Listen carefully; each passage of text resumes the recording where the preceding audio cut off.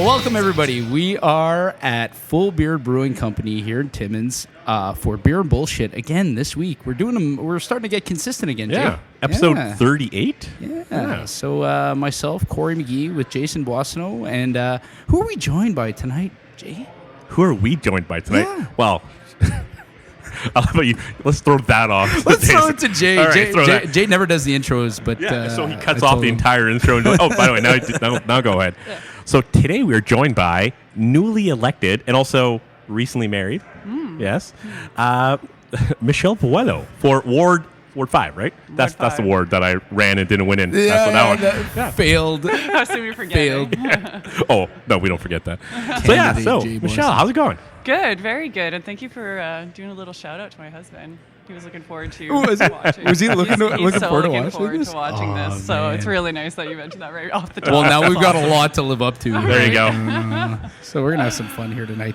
Thanks for having me, guys. This is cool. Yeah, no, we're really happy to be here. I think I was explaining this to John when we were setting up that my wife's getting sick and tired of having us do this in the basement.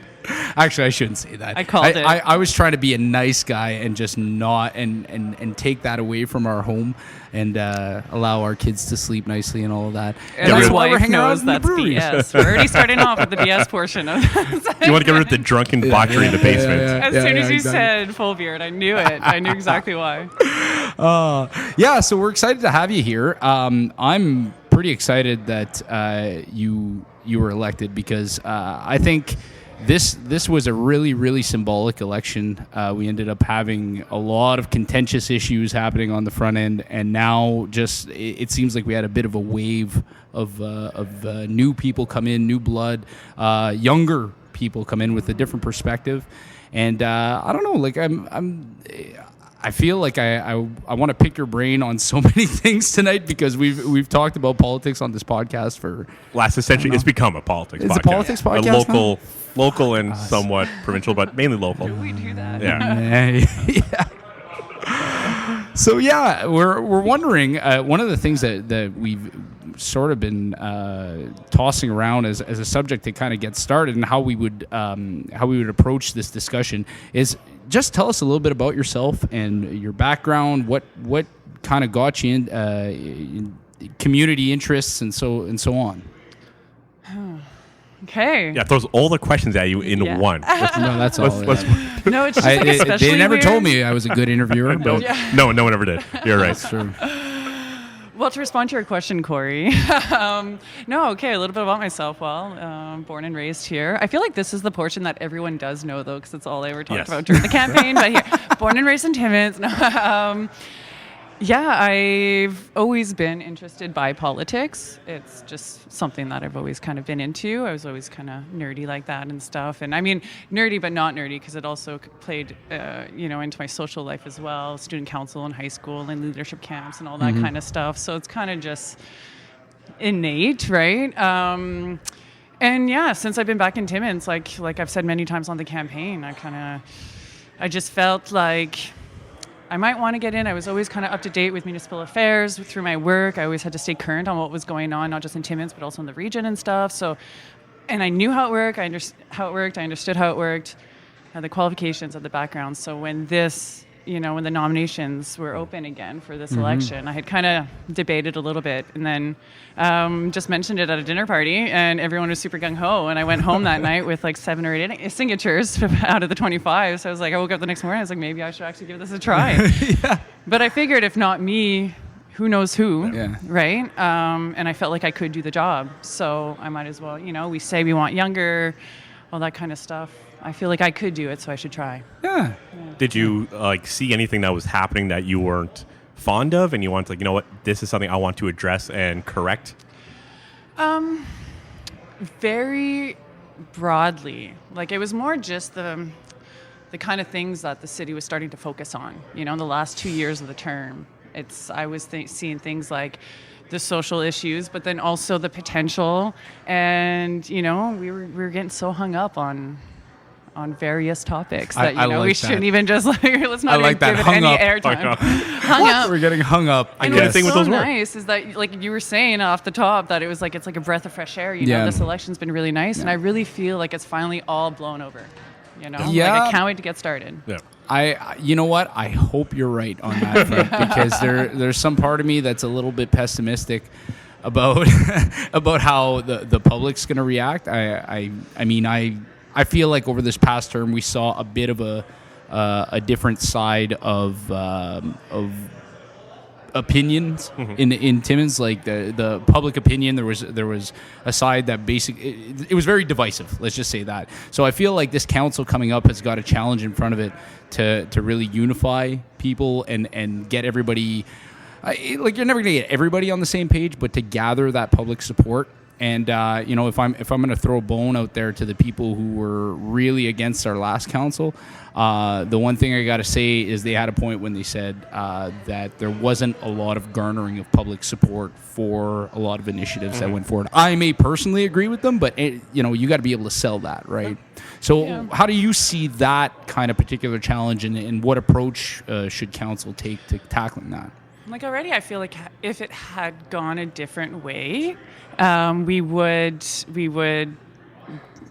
be having we'd have a challenge, you know, off the start, because I think those who are most vocal about the last council are pleased with the results. And I've heard some of them, you know, kind of from the horse's mouth. Yeah. Some of the most vocal on Facebook. You know, telling me that they were super pleased on how it turned out, and felt responsible almost. Like they really felt like they played a part in that, in terms of being so vocal on Facebook and stuff. You know, and I kind of just responded in the beauty of democracy, like that. Yeah, that's right. You know, and to be fair, they may have a point, right? Yeah. Like the idea is that you know, they you stir make things your up. voice heard. Yeah. All right. So then, I guess are you good with that? Yeah, you don't want any follow up on that? That's a sufficient answer for that question. Jay's like, just let me at her. I was like, all right, here comes the hard hitting questions. So, like, no more of these softball. He was McGee saying, you know, like, he questions. was like really excited to talk, but you know, he's super nice to you in face to face, but you've heard what he said about you before. No, I'm kidding. Okay. So I would have a question. It's like, what project? So when you started this, was there a project or initiative that, you know what, I want to see this pursued? I want to get on this. Like, these are some of the goals I really want to do. Like, you know, we saw some of the other people were very focused on some of the social issues, like homelessness and all that. Some others were maybe more business oriented. What were your kind of ideas, or what are the things that you want to see? And if you can table a motion or table a project or proposal, what would that be? You know, it's, again, from the start, it was all very broad and general. And I've mentioned it, it's the idea of that recruitment and retention, right? Yeah. And mostly the retention. And when you start to really pick away at that, at how we could retain people here, all of those other things end up coming up, the social issues and the quality of life and the recreation and the arts and things like that. So it was really just that. You know, I've been living here for the last 7 years as a young professional, and I get questioned all the time by my friends in Toronto and Vancouver, why are you still there?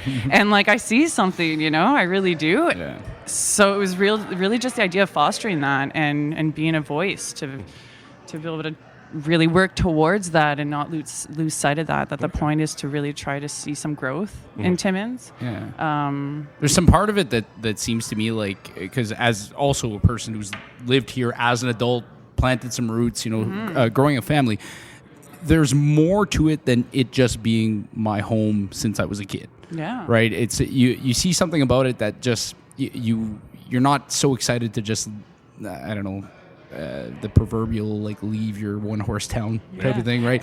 It's like there's something to be said about what's here right now and the potential, like you put it, and right? I've always said, like, I was the first one to say that I'm getting out of here and I'm never coming back. But as soon as you get away and then you come back and you're visiting, you know, at the holidays and you're spending a summer or something like that, and you get away and you see the world and how people live in different parts of the world, and you get an idea of what you want and what you don't want out of your city. You know, we're all choosing to be here. Yeah. Mm-hmm. Well, you know, some might not be, but I am. So. Well, I know Corey and I spoke with us before, and I spoke to a few other people. A few of us, and actually, Corey, did you come with me to the candidate debate?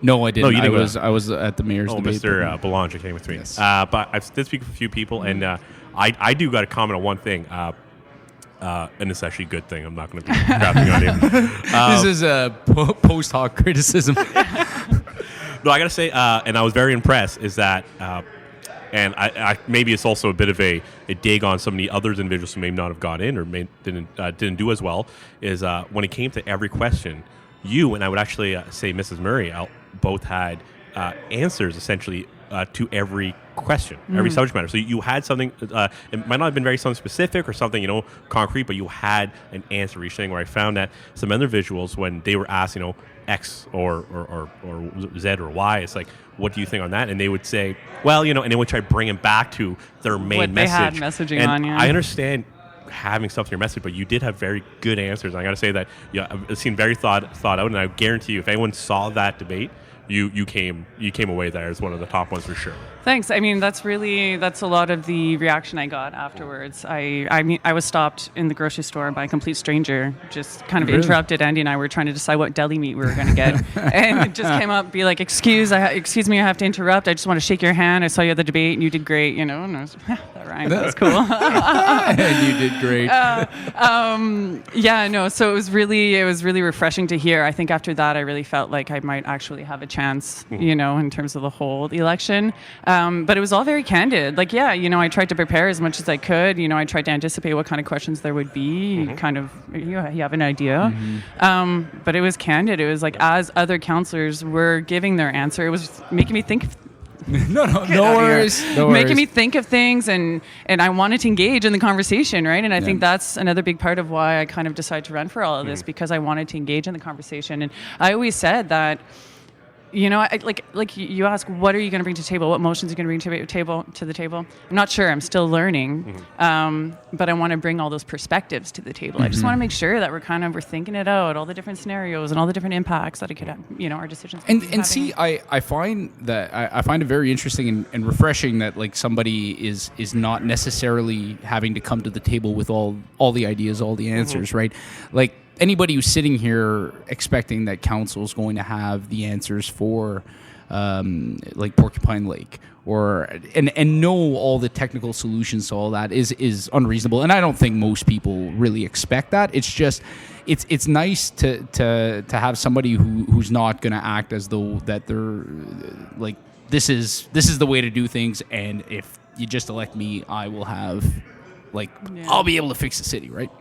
But there's one thing that I did find interesting, because you definitely ran on a campaign of or a platform of bringing more development and investment to our community and to the north in general. Now, one thing that I find difficult to kind of reconcile is the idea that we can do that in what some people feel has to be the fiscal responsibility approach, right? How do you balance? And this is kind of the tricky part, right? How do you balance the idea of community investment and keeping the tax burden reasonable on the taxpayer, right? Because everybody's got a different idea as to what's a reasonable tax burden. Yeah. And right now, I would argue most people think that, or a lot of people think, clearly from our election results, a lot of people think the taxes are a little crazy right now. Yeah. I want to pedal back to the fact that, like you said, that, I feel like I could come in and not have to stick to one agenda. And that's really just because we're in municipal politics, and it's really nice. Like, I don't have to answer to a party or anything like that, right? Exactly, We answer to the residents of Timmins. So that's kind of cool. And again, I'm just in the beginning of my political career, so who knows what kind of influences I'll You might not have seen the budget yet either. Right. No, and that's one thing that already, just since we've started with our orientation and things like that, the new council members and returning council members, the new council, we're all in for quite the surprise. Like, anyone who came into this thinking like, we are making all these huge changes and we're going to bring all this new life and activity, there's aging infrastructure that was built in the 50s and not touched since. Yeah. It wasn't the last council's fault? Something. Yeah, that's what we turn out. 4 years ago? Yeah, not one person could ruin everything. That's one of the biggest takeaways from just the very brief briefings that we've been getting from the different departments and stuff. Is that it's get ready, and we're starting off with budgets, so it's going to be interesting. You have to make some big decisions, and I think that's that's the crux of it, right? Is like having to balance that. All right, where are we going to really I hesitate to say leave our mark, but the idea of where are we going to try to put money to improve things rather than just keep things status quo, and where is money absolutely needed right now, right, to maintain the just essential services. I think what's great is that there's going to be so many new ideas because there's so many new people, right? And what's nice is already it's kind of starting to come out that just because we don't know how it works, you always ask the question, well, couldn't we just do this, you know? And sometimes it'll just be like, no, actually there's bylaws against that and whatever. But sometimes it might be like, you know what, we never thought about that. Like I'm hoping that a lot of that's going to start to happen. There's a few of those moments, right? at least. Yeah, that'd be nice. I think that, and another thing that we're going to have to keep in mind is that we won't be able to make a difference or make a change in the first year, right? It's a 4-year term, so we just have to kind of set a momentum and work that way. Well, you can feel comfortable with the fact that you're probably going to be flush of cash from like the provincial level of government. You know, like everything I know about them, they're going to be helping you out a lot. So get ready. Right. It's a great time to get into municipal politics. Oh, man. Yeah. We'll get into that stuff more later. Oh, yeah, sure. Well, no, sure. there's been some big developments at the provincial level lately, right? Let's stick with her for now. Come on, we're still early in here. Talking Come about on. Corey. I'm sorry. We're not done talking about me. Dear Lord. Fair enough. Because hey, there's huge projects that have come up or did come up, and you know it might be good to ask what the position. That's a good idea. Jay, maybe you'd want to take the lead on this one. We're going to start a domestic here on this. Jay doesn't ask questions on this podcast. I tell him when to talk. Actually, you know, before we get into specific projects and all that, something that Corey and I talk about a lot is we talk a lot about populist governingship versus trusteeship. I'm not sure if you really if you know kind of what those ideologies mean. So like populism would don't.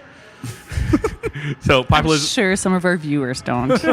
But populism would be, you know, like listeners, viewers, bit of both. Yeah. So populism, you know, like essentially is you decide based on what people's feelings and the majority of people want, or based on your expertise, your knowledge, and you will make decisions that way because you have been entrusted by you know, whatever. So will you, like, where do you think you're going to set that line if you are going to do that? Like, let's say you get letter after letter or Facebook message and groups going crazy talking about, you know, like, we want you to do this, whereas you might know in your hearts of hearts and you know, like, this might be the best option. Like, how do you divide that, and how are you going to try to come up with that, you know, defining line?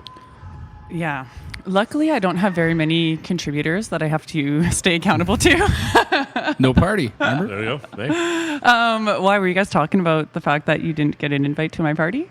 No. I said no. But we didn't. No political party. I was like, there was no party either, though. But we didn't get invited. Yeah, so that being said, I'm accountable to the residents of Timmins. It's a fine line, but like I said from the beginning, I felt like I could do the job. I don't think everyone can do the job. Everyone has an opinion. So I think at the end of the day, there was, you know, it did come into play that I have a certain level of expertise and qualifications and background that would equip me to be able to make these kind of decisions. And it's really that, you know, like, so I would lean more towards the trusteeship. Yeah. Good. That's what we want to hear. Yeah. That's what we want to hear. I would say that because, well, you know what? You say that, but this is definitely because of the result of this election. Because, as you say, you know you could do the job, and there are some, not everybody can do the job. Clearly, we saw some characters come out of the woodworks in this election, well, that was great. where I would have been like, yeah, this person can't do the job. Not to, you know, kick somebody when they're down, but thankfully we avoided a bit of that. It appears that all we have competent individuals around the council table, and it's awesome. And you really have to try to kind of filter through that cloud, like, you know, what you're seeing first. So when you're looking at, you know, you're logging onto Facebook and you're reading the paper and stuff. I mean, I did a master's of research, and essentially I was taught how to do research, you know, not kind of focused on one specific thing. It was just how to do research. And the first thing that you're taught is to just be critical, overly critical of everything, very skeptical of, like, who funded this study and who did this. So that's the approach I take to everything. I kind of really just dig in and try to get as much as information and, kind of where it's coming from and stuff like that. So I like to think that that's why people elected me. And so I'm going to do it. Right. And yeah. Well, anything from Ontario Proud, you can probably take that as good to go. There's no bias with that one. Not at all. Let's go for it. Not at all. Yeah, we all have. You shouldn't say things like that with that level of sarcasm because some people don't know how to They go I see, know. they said it They're on like, Beard Ontario Brewing. Proud. Ontario Proud's Okay, awesome. that's Yeah, what I'm I'm gonna taking share notes. that. I'm gonna Absolutely. look that up. God. Actually, there was actually an interesting thing on CBC about them. But anyways, regardless about that. Yeah. Let you go for the next one, bud. Ask away. Thanks Ask a away. lot, Jay. Thanks a lot. I really appreciate you giving me some time on this podcast to voice my opinions and my questions. Nice guy. Eh? No, So nice. Very considerate. no. I guess I would like to get some of your opinions and discuss a little bit more about where you see quality of life issues going here in Timmins, because this kind of gets to the matter that we were talking about earlier. It seems a lot of people really, and this was reflected in the election, obviously, might have felt that we were getting away from essential services and starting to get maybe too much into the quality of life issues. And I think that when people get into quality of life, we have to look at it from the point of view of this, in the end, is a bit of a long-term vision on exactly. It's a long-term investment and vision on retaining people and so on, like you had talked about at the beginning of the podcast. So where do you see this, the city going with things like music festivals and like multiplexes and things along those lines? What's your, not necessarily on the specific projects that are proposed and have happened, but on the where specific do you? ones, that's what you're saying. No, I don't necessarily mean Stars and Thunder and the Aquatic Center, but I just mean things along those lines that council has looked at and has been kind of moving forward with the design and considerations for. Well, I mean, where do I see it going? I could only go based on what I've been feeling and hearing just, with this new council, just in those very informal discussions that we're having, because we're not actually debating any of these topics or discussing the topics yet. But whenever it kind of does come up in passing, it seems like a very supportive council of these kind of initiatives. Okay. And we know that certain, new elected officials are completely against some of the projects that you guys mentioned, but they're not against these types of projects necessarily. Okay. So I think that, I have been quite encouraged, actually. I wasn't sure what it was going to be like, going into our orientations and our trainings and things like that. And honestly, really good dynamic in the group. Yeah. We haven't gotten down to the nitty gritty yet, so everyone's we're all still happy and loving each other. It's encouraging, But no, at it's least. a really good dynamic. I think it helps that there's so many of us that are new, that we're all there in the same boat, having to learn the same thing from the mayor down, right? Yeah. So, and it's very and we are learning, we're taking notes and asking all the questions. It's really fun. It's fun to see, how everyone has that same learning curve, and we're all kind of trying to figure this out and learning the code of conduct and the incumbents have been really, really supportive and helpful, and it's awesome. It's been really fun, actually. I'm really excited to get started. And you guys get started next week, right? Your first meeting?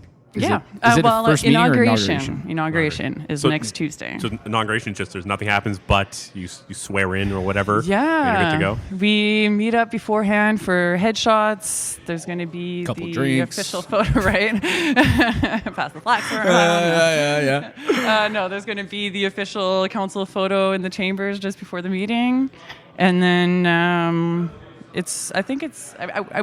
they explained it's quite lengthy because there's the process for each person. new council member. Okay.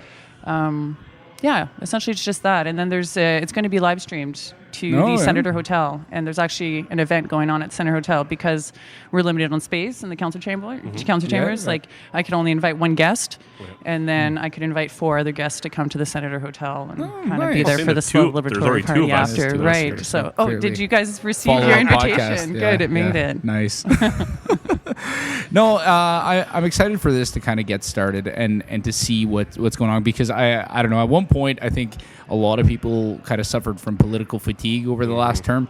I know at one point I was watching council meetings every every week. I was legitimately very engaged and enjoyed it. What else were you going to talk about on Beer and Bullshit? Well, that's a good point. And that's how this podcast got started. Right. I remember I went for a run one day and I texted Jay and I told him, you know what, we should start a podcast. That'd be a great idea.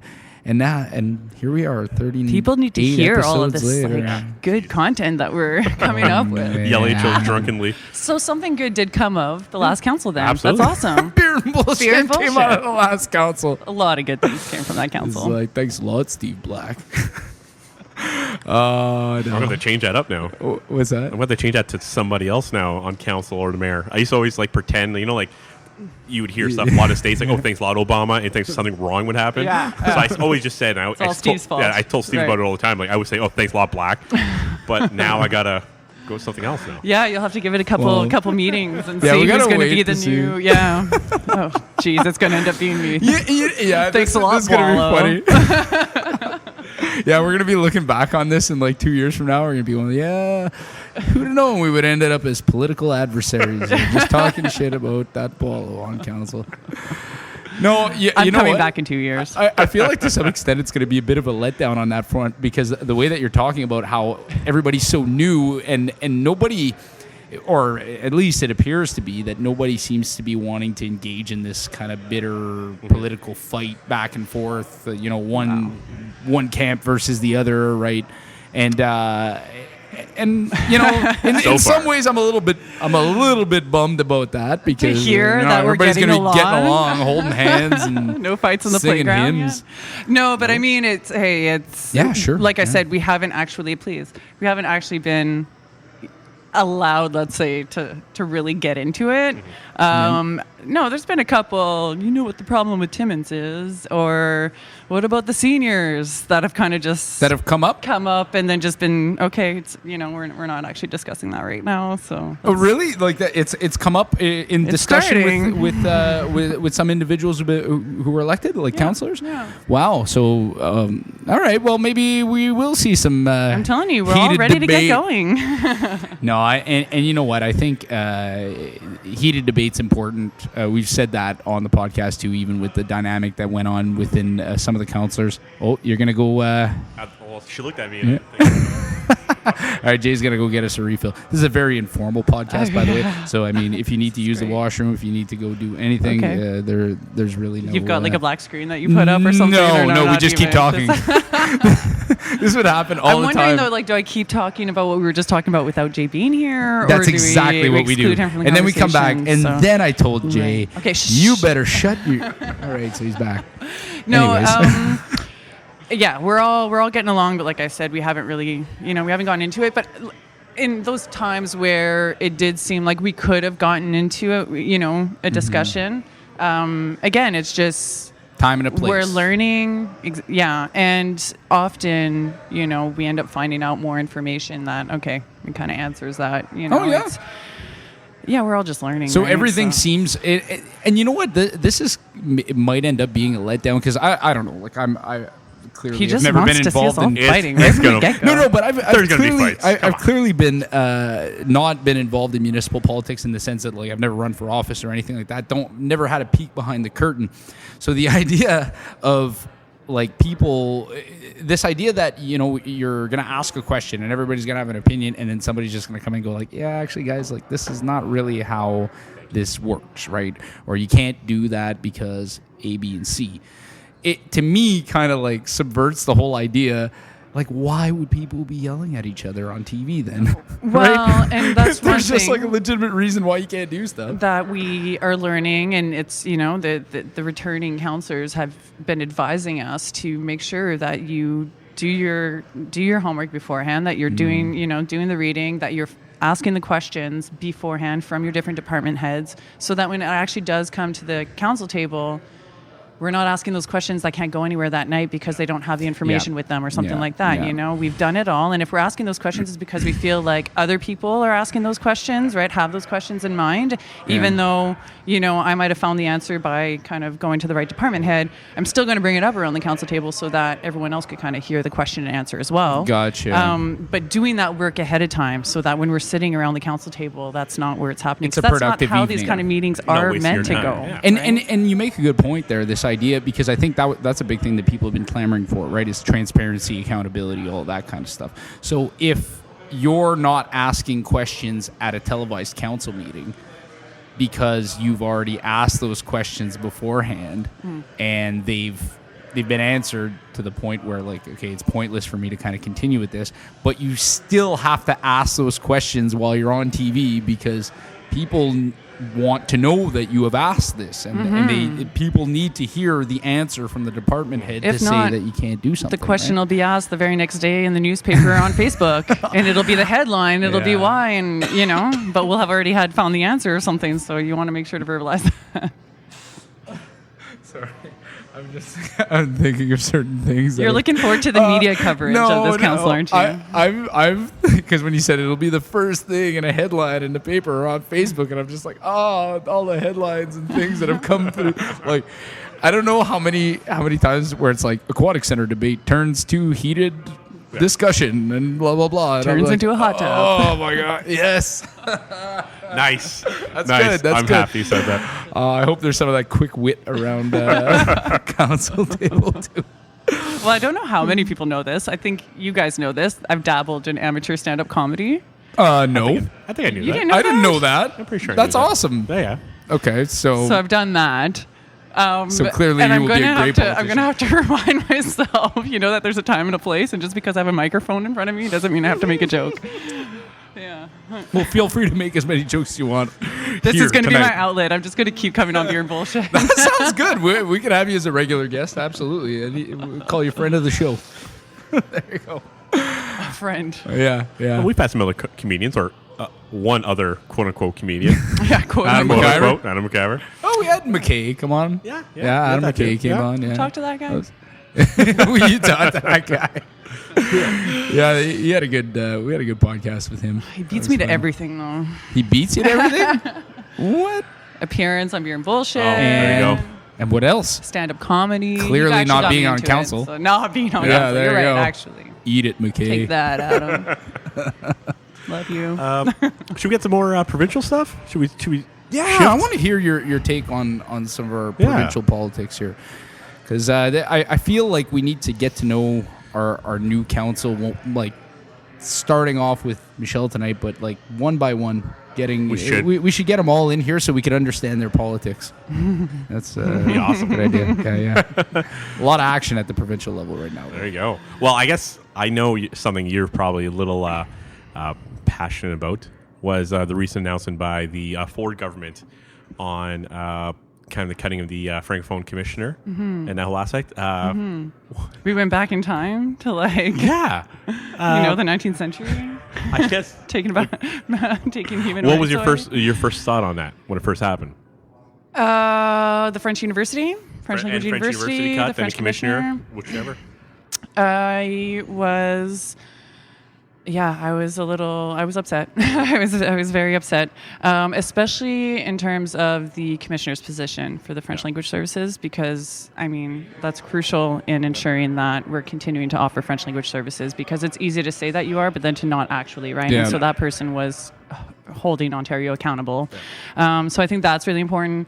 The French University, I must say, I'm not surprised, because the week prior they had made announcements of cuts to different college initiatives. They wanted new campuses that in the kind of GTA area. So I wasn't surprised, but I was quite upset, because this was a long, long time coming. This is something that Franco-Ontarians have been working on for a very long time. And it was still just a project. So to completely cut it like that, there wasn't actually any dollars associated to it quite yet. So I feel like it was preemptive.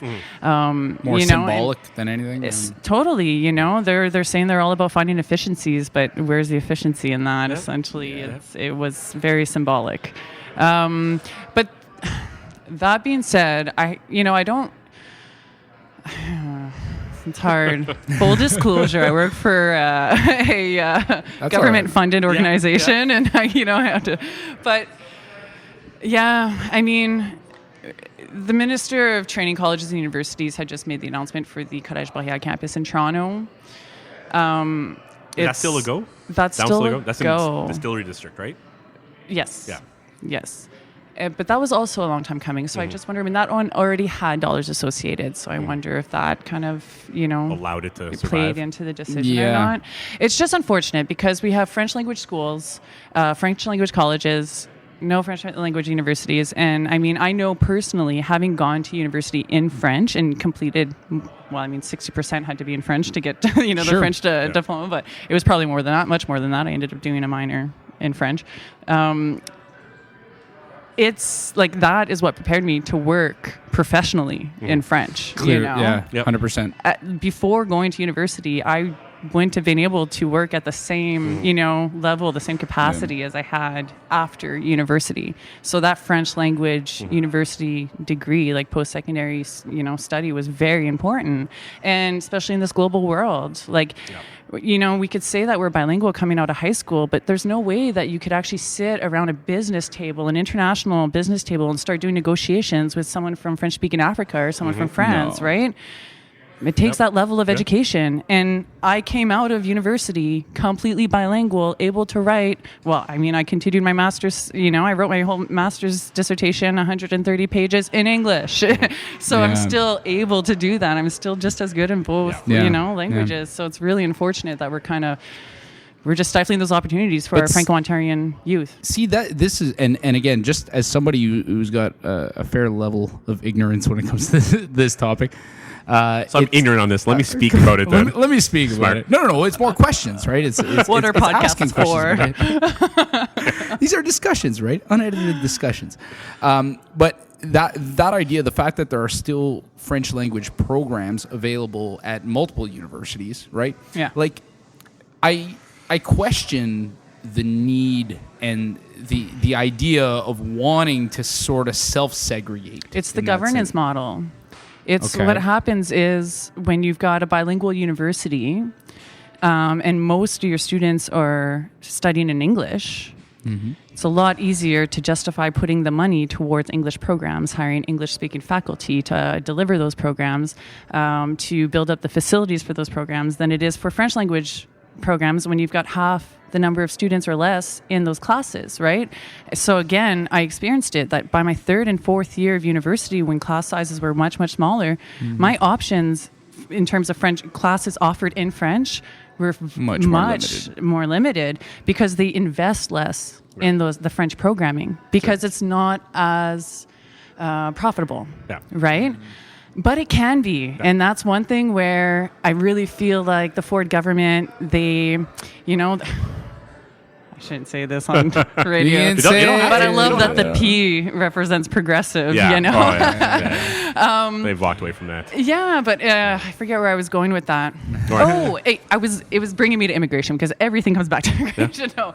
But we, working for Collège Boreal, we're all over, central, southwestern Ontario. Well, I was going to say Windsor. I've been to Windsor for last year, and that campus has grown like crazy, and it's a huge... It became a campus in the last couple of years. And it wasn't they before. have so many people from French-speaking Africa who are in Windsor now. Yes. And it's great, and that's an investment. You build that, you make those programs, you get those teachers there. You have people coming all the time. So those people now rent empty rooms out of there. They now spend in the local area. Just the think market. of the international students that we could bring in if we had university level programs. And how much more do international students pay to take schooling here? They take a lot more. So that's a lot more money coming in, and that's outside dollars. So the thing is, when someone brings over, let's say it's someone from France or wherever, they're bringing euros in and spend, and they pay their tuition. They have to buy Canadian currency, which actually helps the economy across the board. They have to spend, and within our province, that is an influx, and that's actually an export. So that counts as an export product, is to bring anyone into your country for tourism. That's an export product. Tourism is an underutilized industry, essentially, underdeveloped, underutilized industry in Canada, and that's one thing that, we're a bilingual country. There aren't many. It's one thing that when you travel, people are impressed by the fact that, and I've been asked, okay, but what's the official language? It's like, no, we have two. We have two. We have two. Exactly. So it just makes it that much more appealing in terms of a place to travel to. Yeah. It's like, cool. There's a bunch of different culture there. But so it sounds to me like, just from the explanations you've given, that the argument for French language university is really an argument more towards like for immigration, right? Is to and which ultimately ends up being an economic argument. Yeah. Well, it's also to train your people. I would argue. Sorry, I'm not going to steal your question, but I would argue. But I am. I would argue I'll do it anyway, that you're helping individuals, like she was saying, but it is also an export product that you can bring people into to spend it's money kind of here. a twofold thing. There is a French-speaking population in Ontario. Yeah. You know? Especially in Northern Ontario, and I think that a certain government has kind of, unfortunately, alienated himself. Yeah, they've lost sight of that because that's one thing that's true. It's very, very, very difficult for the French-speaking population up here in Northern Ontario to get French services, and I want to say French services that where people are communicating in French, because there's a big difference between somebody who can speak French and somebody who can communicate in French, right? Mm-hmm. So the idea that you've got language, like you have the high school level language, and you can interpret what somebody's telling you, and you can communicate certain essential services, but in certain positions, like I find technical terms, right? Yeah, and not even just technical terms. Like the idea that I'm going to go see a doctor or a specialist or somebody who's going to speak to me in French, but that I'm not going to be able to communicate. The perfect with that person, anecdote for right? that. Okay, so I've had someone that's told me this story. It was in Kapuskasing, and apparently her husband was a paramedic. He had learned French as a second language, but was fluent in French, spoke very good French. And that was one of the main reasons why he did so well in his career as a paramedic, especially in Kapuskasing. So he went to go pick up someone, an older woman or something, and she starts telling him, j'ai mal au cœur. Yeah. Okay, so French expression, you know what it means? Yeah. You know what it means? It actually means like I have heartburn, right? Like indigestion. Yeah. Well, he interpreted it as my heart hurts. J'ai mal au cœur. Even he spoke very good French. He understood it, but it was the expressionism behind it, right? Yeah. It's and that's the thing where that's a perfect example, right? It's the idea that somebody can understand the words that are coming out of your mouth, but doesn't understand what you're saying. And had that person studied bilingually, I'm sure at some point in one of their classes, they would have been told that, in French, if someone says mal au cœur, it doesn't actually mean that it's their heart. It's that, it's something they ate. Type of thing, and right? I think a lot of it, too, comes down to the meeting people, right? Like, if you can have, like, Northern Ontario French people going to study in the same university as people who are speaking French from French-speaking Africa, I tell you, my first there's year, going to be a lot of... I was shocked. Yeah. I was shocked, right? My first year university, I'm taking all French classes. My whole schooling was in French, and I couldn't understand my profs. They had accents from all over the world because they were from different parts of Africa and from Haiti, and right? And so, like, my first year was essentially just, like, tuning my ear to the different French accents that I had never been exposed to before because I grew up in Northern Ontario, And we always think that, the French are, they're living in the bush and they're the lumberjacks and you know what, like, there's not that many left of them. But then we have to remember that there are new Canadians that are establishing themselves in Ontario because they could have access to French language services, right? Yeah. And we're always used to the proper French accents, like the Hearst accent, the Gap accent, the Matais. Those proper ones. Those are the right accents, Exactly. right? Clearly. What do they call it? The Queen's French? Yeah. Those French royalists. Wasn't it you that had a story about that before? About this idea that we were going to have that you had a class? Oh, He's saying bye. the owner's saying hi. Or he's saying bye? Bye, I think so. Thanks a lot for having us, John. I shouldn't speak that loud into the mic. But didn't you have you had a story about that from school where like somebody spoke with was it a British accent and somebody asked it was it was a presentation. It was an undergrad, and there was multiple groups set up, and I actually there was an RA or a TA who was helping the teacher mark the presentations. So, and I was in the same class for other classes, but for some reason, like I took like a second year class my fourth year just to fill some credits. Oh, those are the best. Oh yeah, first year classes and fourth year. Yeah, A pluses all the way. And there's one group that's all international students from India and whatnot, and another one that was actually almost all international students from China. Then there was my groups that were all essentially I think they were all from the Windsor-Essex County, except myself. And then the next group was a bunch of... It's like he studied engineering or something, eh? Windsor-Essex County? What? Sorry, carry on. And then the other group was international students, but like one was from Sweden, one was from England, one was from Australia, one was from New Zealand, and I think one was a Swede. And from Sweden. I guess I can say the country. Sweden. I like that. Well, I don't know. One was a Swede. They were a Swede. I don't know if they were exactly from Sweden. They could have been somewhere else. They just told me they were Swedish. A Swedish colony, maybe. I didn't ask. Does Sweden have any colonies? I don't know. No. Sorry. No. Okay. Probably at one time.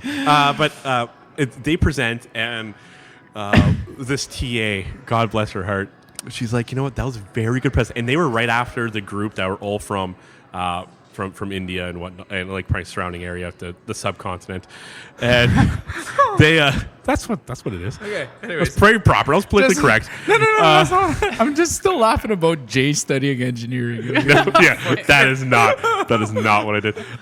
So they were. So they present afterwards, and she's like, you know what? That was really good, guys. You guys presented very well. You all spoke very good English. Good job. And the English guy, he was like behind somebody, and he leans over like past him. Yeah, thanks. I couldn't stop laughing. There was me and like 2 or 3 other people in the back. We were crying, and we're like, how would you say that? Like, first of all, the Australian, the Kiwi, This is a joke. They were 100% correct, and they literally said like they spoke like they speak the one spoke the Queen's English, and it's like, oh, it was great. It was great. I couldn't stop laughing. Oh God, yes, language barriers. I love them. Just kind of highlights, right? Like how it's important to communicate rather than just speaking, right? It's very important. What is it, like 5% of communication is verbal? Yeah. Something like that. Yeah, exactly. Yeah, so all those mannerisms that French Northern Ontario Coming people- back to the fact that I'm newly elected to council, that's one thing that I'm really going to have to keep in check, right? It's like Your the body hands language. rolling your eyes When you're you're like, not in agreement with "Ugh." something.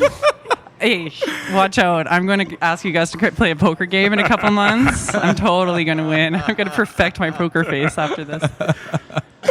Oh no, that's good. But Yeah. I like what else is going on at the provincial level? I know that there's Well, I would say it's the news that's actually in That 15 was a big minutes one, right? will be actually there'll be a meeting in 15 minutes, which will be very interesting.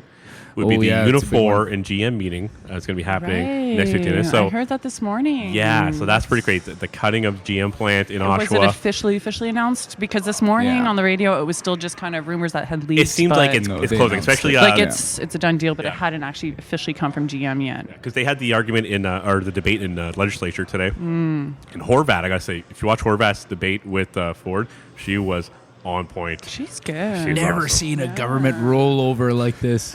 She's going on, and like, and Ford's like, "What are you talking about?" Like, his argument was like, "I already spoke to him. There's nothing we can do. Sorry," and sit down. It's like, holy shit. And it's not a question. We're just going to talk about this now. Yeah. Now we're just arguing. Yeah. The thing I can't stand about this is when you look at often people who are lower seat conservatives, you know, they're all about like they're never for usual social and personal welfare. It's the idea is like, you know what, you should be able to stand on your own feet. It's you know, like hard work gets you out of this, blah blah blah. But it always seems like they're kind of okay with social welfare or corporate welfare. And we have, you know, the government that did give a huge bailout to GM in 09 or 08 or whatever it was a conservative government who decided to partake in corporate welfare, and you know, 6 years later, 10. sorry, goodbye. Like, that is nuts, and it's like, oh, nothing we can do about it. See you later. And it's like, Especially Yeah. since they just made the announcement on, you know, the changes to Ontario Works. Well, Yeah. yeah, Yeah. social services and community whatnot. social services, exactly. Yeah. Right, and the whole the key message behind all of that was get people in jobs. Yeah. And how many people are going to be affected by this now? Like Over 2 30,000 jobs. So it's 2,900 unionized workforce. Okay. There's over I only heard of 300 ununionized workforce there. But the spin-off jobs in the area is 29,000 from parts manufacturing. 29,000. That's crazy. That is over 30,000 effective jobs, which are going to be decent-paying jobs, gone. Okay, so my question is, and again, just kind of playing devil's advocate on this, because I agree with you that this is going to be devastating to Oshawa. It's going to be terrible. But like, is this not a little bit the inevitable march of progress? Well, I mean, yeah, it's a truck Like truck they're- manufacturing plant. Yeah, and from like listening to CBC today, they were talking about how the vehicles they make there are just not the vehicles that because that's what that are GM part of said. GM's strategy. Yeah, moving they want to go forward, towards hybrid and renewable. electric. So how much Yeah. is it going to cost them to retool a factory or make a new factory in Mexico, which they will for these new products?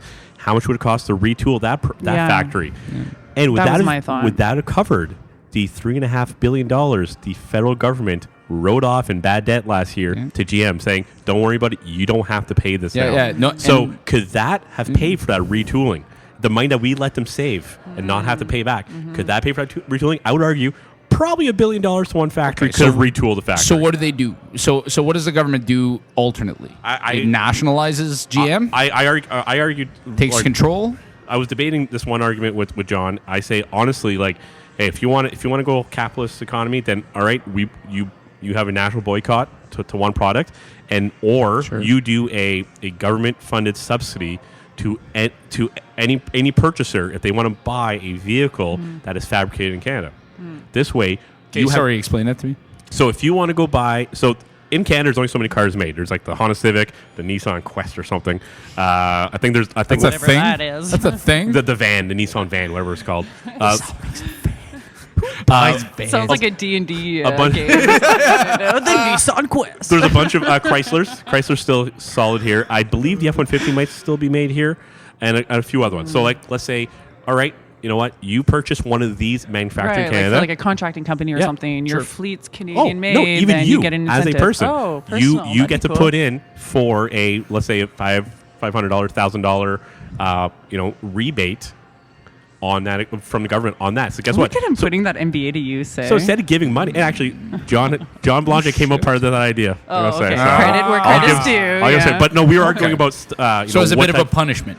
not a punishment. It's an incentive, Incentive, for yeah. companies. Because guess what? If buy local. you can have your Honda Civic national. that you sell for $17,000 and $1,000 is going to be rebated to the buyer, they're like, guess what? Hey, buy this Honda Civic. You'll get it says $17,000. You're getting it for 16. Yeah. So they're like, hey, guess what?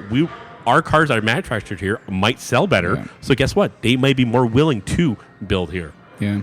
And then the only other aspect would be if you nationalize those processing plants and make them into, What? I don't know, We're build gonna new start making tanks. Soviet cars. Build new tanks for the Build new government. I don't know. You know, there's a new upcoming Jesus cannabis Christ, industry. What's that? Yeah. upcoming cannabis There you go. I wonder how much of that had to do with the whole, what is it now? The NAFTA trade deal, USMCA. whatever. Yeah, the new Bullshit. NAFTA. Yeah, new whatever. NAFTA. Yeah. It'll Make never it be as longer. catchy as Uscam NAFTA. or something. It'll USMAC be right or back to whatever NAFTA. it I is. guarantee in 2 years it'll be right back in NAFTA. Yeah. I wonder, though, how Yeah. much it had to do with that. I mean, I didn't follow that. They very say it closely, didn't. They so- say it had Yeah. nothing to do with that. But Oh. but they're arguing that there's a chance that they're going to be tariffing vehicles that are going to come from Mexico much higher. Because if they're going to be from new plants, they're going to be built there. All right. Well, the government will just tariff them a hell of a lot higher. Screw it. Well, I mean, I guess makes sense, and I don't know. Like it's hard. It's hard to kind of look at this and say. I guess there are measures that governments can take kind of short term. If you look at this completely long term, like in the end, people are going to start buying less vehicles, different vehicles. Whatever they do buy, they're going to be buying more electric, more hybrid, more We hope. self-driving. You know those exactly, yeah. Those are we hope that's going to be the case, but ultimately that seems to be where we're kind of marching towards. Not necessarily at the rate that everybody would hope, but that's it, right? And as long as businesses are private, they're going to do what's in the interest of the corporation. But should you be right? asking for corporate welfare? No, you're That's the thing. well. The if question, it's private, yeah. hey, guess what? Then government does not bail you out. Yeah. And we can argue the same thing when it lot comes to Bombardier. They have gotten billions and billions of dollars over the last couple decades. But a lot of people And were against they've- bailouts, though. The thing is that like bailouts are kind of twofold, right? Like was it 2009 we bailed out GM?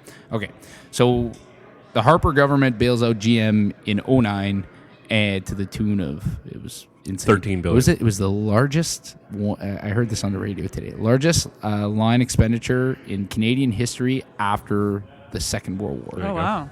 That's insane. Eh? Like, Fun fact. so basically, you bail out the auto industry, but the question was at that point, and the reality of it was, okay, the states bailed out their auto industry. Yep. Canada lets the auto industry go bust. Right? Says, fuck it. We're not giving you guys any money. You guys are like, that's it. You live by the sword, die by the sword, right? The companies go bankrupt and all of those jobs go away.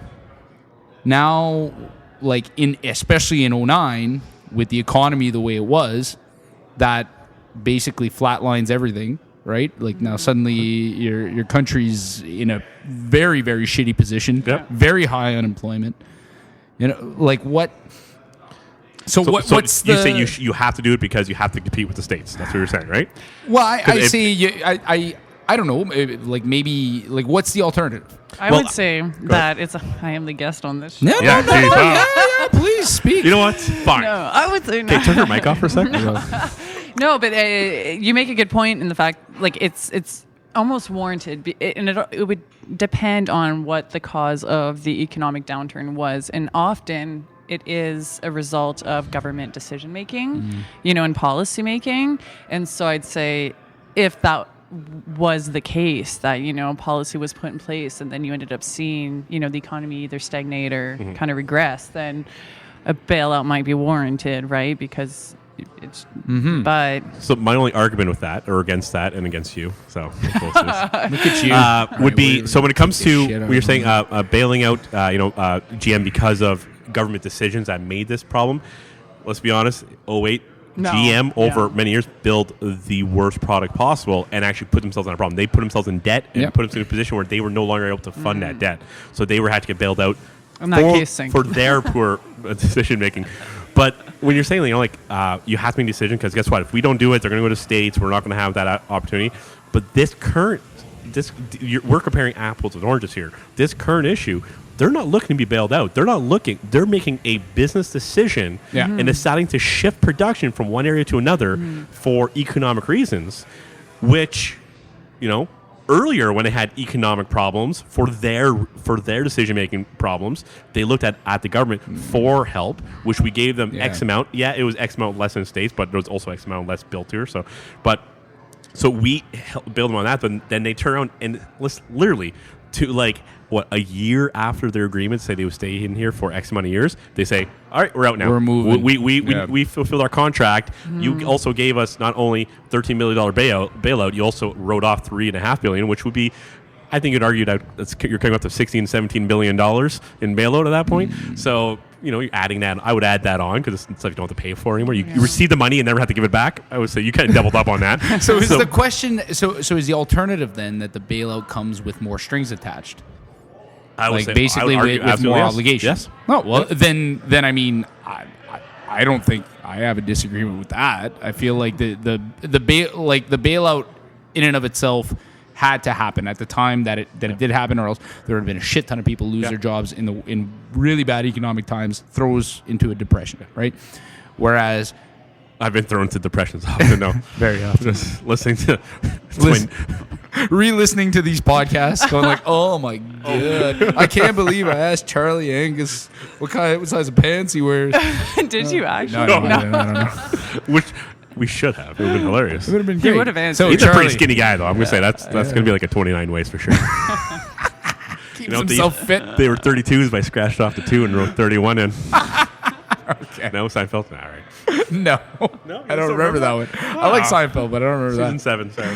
But so basically that had to happen at that time. But your argument is that at that time there should have been more done to ensure that these companies felt an obligation to the country. Yeah, but that's past. What do we do now? That's the thing. What do we do Good now? question. They have now essentially just told us to fluff off. And what do they do now? What do we do now? Yeah. What does Timmins do? I'm just happy that we don't have HGS any decides vehicle to manufacturing fuck off? companies in Timmins. Hey, what if HGS decides to Just fuck get off? out. No, let's put it this way. What if Timmins decide to give a bunch of financial help to a a Gold Corp or a kid, and maybe don't answer that because you might not want to get into the answer. But no, I wasn't going to. We say a large local company. We give them financial help, and within X amount of years later, they say, "Guess what? We're leaving." And even though It's tough. It's tough because as soon as you give them some help, you start to, it's like you're blurring the lines between private and public, right? But at the end of the day, it's still a public company. It's still public interests, which is private interest, sorry. That's what's tough is that this whole bailout business ends up kind of blurring that line. It's also tough because the fucking hole is here. I don't know where they're going to move to, Jay.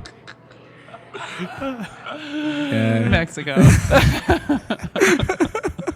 Hey, I'm sure they have whatever ore we get here now. I don't know. Oh man. Okay. I just don't know what we should do. And I honestly, like, I would personally argue. You know, Jay, I don't think you have to do anything. I don't have to do anything. Personally, I think you'll be all right. I would argue though that honestly, it would be a boycott of that product, and you know it sucks for, and even when he comes to that point, he wants a new truck. Is that what he drives to?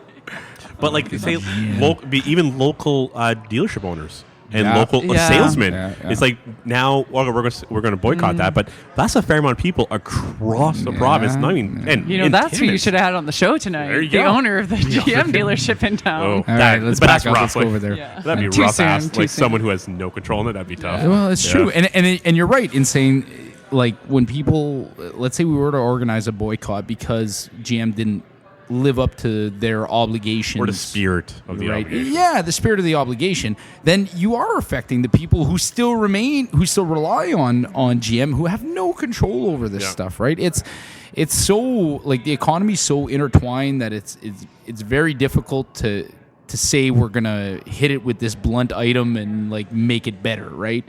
So I don't know. In that spirit, is it? Are we right to sit here and act as though that decision ultimately was wrong? Maybe it ends up being the right thing on fucking climate change, and they made the right decision because now they can focus more production on renewable. That's a great point. But is that argument? But did that? Thank you very much. Nice to have somebody on this podcast who appreciates. You know what? It's great that little somebody granola part of me really appreciated that comment. You know, I'm happy someone's supporting your argument. I was completely wrong. No, but like, and I don't disagree with that. It's absolutely like, is this the right move? If they do, the largest car manufacturer decides to shift. Actually, now they're second. Did Toyota beat them out, or are they still beat? Because they did get beat out at one point. But anyways, They make a better car though. yeah. What Toyota does? Okay. Yeah, absolutely. But would, let's say, first or second largest manufacturer, them shifting towards that aspect, that's not like, no one could argue with that at all. And and that's something that has to be done. But could they have retooled the Ontario plant to do that? And that's one thing is that now I do expect to see it. I hope it wasn't just something that they said to soften the blow, right? Because anything that's eco-friendly nowadays is just a good sell, right? So I hope that it wasn't, well, we want to focus on our hybrid cars and our electric cars just for the sake of kind of, appeasing everyone. And I guarantee you, I want to see that's what they were doing. I would argue that's what they're doing because, and I would like to see what the argument is of why they couldn't retool a plant here at a cost that would have been roughly because the it's same. in Ontario and we have a new premier. That could be it. Yeah. But I think one of the things, like they had one guy on CBC today talking about like what he does for what he did for his job in that plant, and is like, I put bumpers on, like I work on the line, I put bumpers on cars. Like electric cars and hybrids still have bumpers. Yeah. Like the vehicles still need to be assembled, right? Yeah. So I mean, I do see the point, and I think this particular facility was also like they had classified it like a flex facility. It could be easily redesigned to build new vehicles, and that's what all the workers were basically saying, is that we could build anything that they need in this place. But in the end, like it's I'm sure that facility is part of a larger strategic plan, and it's hard to kind of sit here and go like, yeah, it was a stupid move. Clearly, it feels like a stupid move to anybody who their job is impacted, and everybody should be there to support those people. But the idea that the right answer is rarely a simple one. So the idea that we're going to sit here and say, they had it all wrong, they should have just retooled that. Well, clearly they have a larger plan. You would hope. You would hope. Maybe they're just like, Oshawa, I never liked that place. Well, honestly, like I would argue, CEO had a bad burrito or something.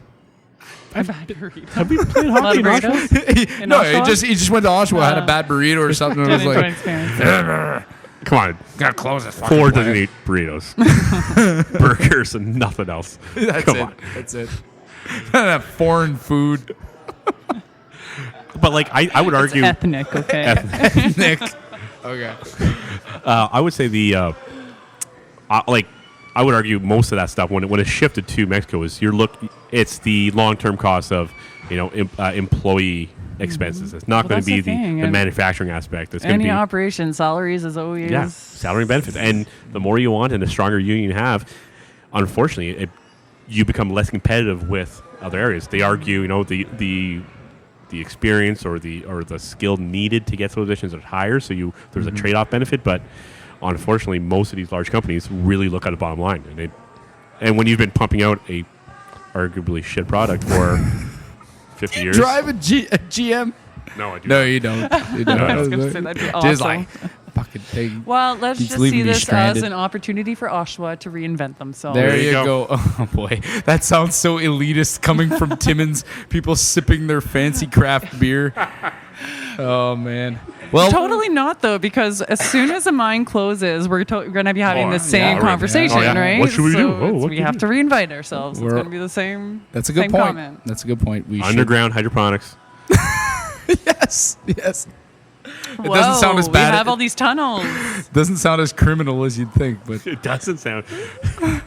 I was thinking you were growing like kale or something. I don't There know you what go. you guys were thinking about. Why not? But Yeah. Hey, it's legal. We're allowed to.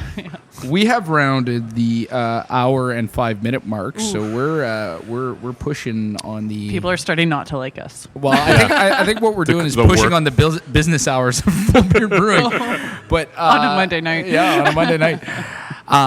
But I had one last question, and this was related to the just recently we had weed legalized in Canada, and there was some discussion in during the election campaign. This was more brought up at the mayor's debate. Actually, I don't know if it was brought up or not It at came the up. candidates debate about dispensaries in Timmins, having establishments like. I think municipalities are going to have the option of opting out of storefronts. What's your position on this? Ooh. We definitely don't want to opt out. We definitely want, it's a retail, right? It would be a retail space. It would be a new revenue generator for the city. It's an economic opportunity for some local entrepreneurs. Why wouldn't we want to have the shops here, right? I mean, How do you feel about people who they have an oppose online it? shop and then Canada Post on strike, right? Yeah, exactly. It's like we would like to be able to see that in Timmins. Like this, Yeah. like you said, it's legal. It's not, it's legal now. So let's just jump on that bandwagon and let's just have some more shops open up. We've got a bunch of retail spaces that are empty right now. So argument. I would Good hope point. that they could be, reopened as a cannabis shop of some sort. Definitely. I'm definitely on the same page as you as that for that. Especially because the economic impact of online sales could be greatly diminished if we had local shops, Yep. right? Yeah. You'd have less most trucks on the road definitely. delivering this stuff. Most definitely, yeah. I think the idea of revitalizing kind of a downtown with that, and I think a lot of the opposition that's come to this has come from this idea of people having these nightmare scenarios of just stoners like all over the place in downtown Timmins. And I've and I been in a think there's room full of stoners on pot. They're not scary. Oh, God. No, they're not scary They're not people. that And scary. I think people have these like these like zombie apocalypse visions. There's a such thing as reefer madness. That's a term. I've heard it before. You've heard it before. I've heard it before. It's got to be real. It was on a government video from the 50s. No, but I think that's what anybody who's opposing this is they're still buying into this idea that it's more dangerous than what we're doing right now. Yeah.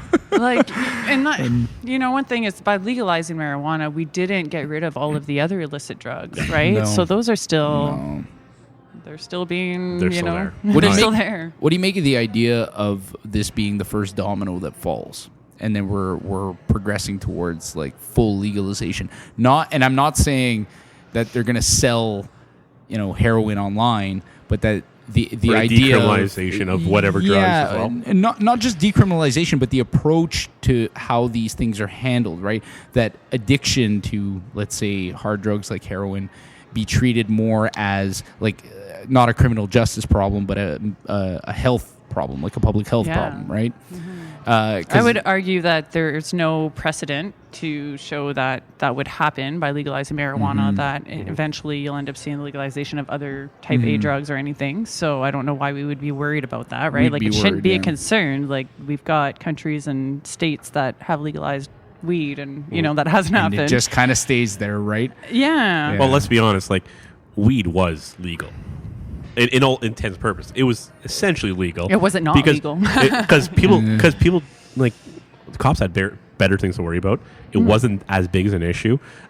Everyone did it. Like, how many people do you know were packing, had it with them wherever they were? Packing. But I think the argument, and this is packing a ball. probably more of an Get it? argument No? for the states, right? Because this this kind of ties into criminal justice reform. Is it became an excuse for law enforcement to bust certain people that they were going Demographics, after, right? Yeah, and it became and And that's that- where the whole I would racism argue that's argument exactly what comes into, happened but- here. I mean, whether it was intentional or not, that's what happened. So it's a good It's thing those- that we're kind of reversing that.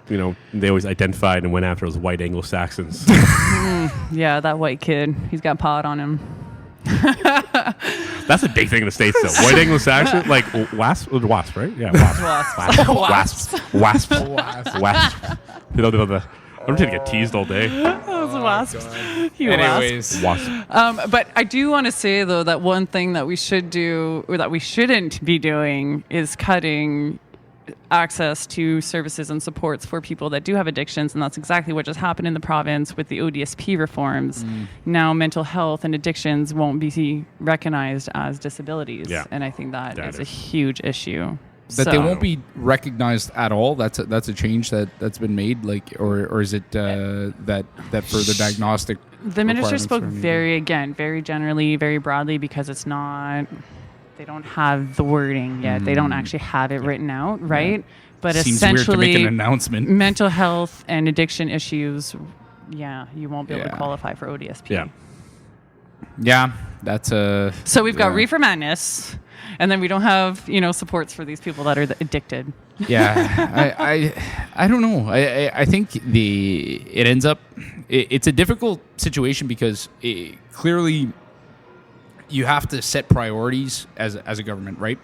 But it seems like we're not setting priorities. Like our societies aren't setting priorities, or our governments aren't setting priorities on the well-being of people. It's more like this idea of like open for business, jobs, which is important because in the end it ties into people's well-being and sense of meaning and all that. But people have to be able to get up and go to work every day. Exactly. Right? It's a difficult balance to strike, and obviously that's why we have politics, and this is why we kind of go shift back and forth between liberal and conservative governments, it seems. So, anyways, my friends, On what do we that say? note- Are we wrapping up here before we get kicked out of this We place? might as well. I feel bad for the workers. Yeah, it seems so quiet in here. Great hospitality, though. Well, Michelle, thank you very much for coming on Thanks the for having me, Pure and guys. Bullshit podcast. I want to do this again. I Sure. just love speaking to Absolutely. a mic. It's even better that it's amplified in my head. Yeah. It sounds it feels so calm. sort of professional. We never really have to do this. We could probably just do it with like The one mic, yeah. But this makes us feel like we're more legitimate when we walk in here and we have a bunch of gear to like show off. So It feels real. These probably aren't even plugged in or anything. Nothing's plugged in. you're just hearing yourself. Just like I feel so cool. Cool. Thanks so much for having me, guys. No, thank you very much for talk having us. again We're soon. very excited to see what our council's got up its sleeve. Yeah, tune in. You'll be able to stream the inauguration Sweet. There you next go. Tuesday. So Jay, you're gonna take us out on a got on a quote. nothing. You got nothing for I us? forgot all about We that. didn't even talk about the beer. Isn't that supposed to be a thing? Yeah, well, It is supposed yeah. to be. Well, I guess but hey, You don't do we that had anymore? we have talked about this particular Yes, we beer have. Is that before what many it is? times. So Okay. Oaty McOatface. we whatever it is? drank Oaty good one. McOatface, the stout offering from Full Beard Brewing Company Yeah. here in Timmins. It is solid. Fucking delicious. All right, well, since Jay doesn't have a quote I to got lead nothing. us out on, I'll just say thank you very much, everybody, for joining us this week. And I'm sure we'll see you In a week or two. You'll hear from us in a few weeks. Yeah, sure. Yeah. All right, thanks again, Michelle. Cool. Thanks, guys. Get here. Won't be wasted when you get here. 40% when you get here.